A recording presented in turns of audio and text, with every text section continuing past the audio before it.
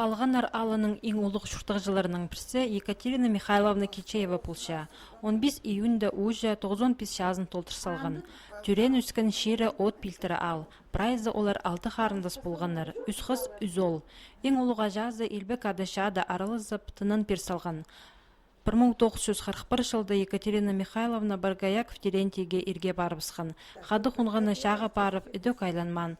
Ол аршыларына ұлық ұшастық ұжы амдаун тұтпенжа, тоғынырға оға көп келісшің. Бастағы бір әмен табыс.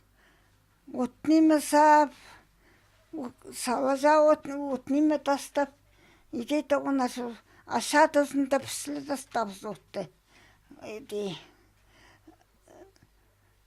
Абаза кем тоғын азып тоғын жапс, саңа тізегізілерілді тоғын жап.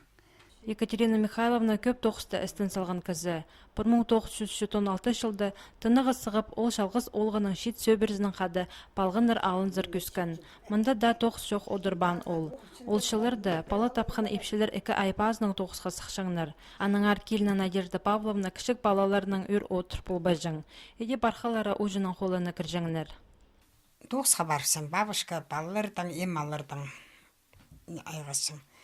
Маларға баржың, жазығы жүржің, велосипедке отырбақ жүржің. Анан малар да ақып кеші бірай. Ник сағыжың, бірай неметкен ол. Шас парша қазықта ойын болыпсты.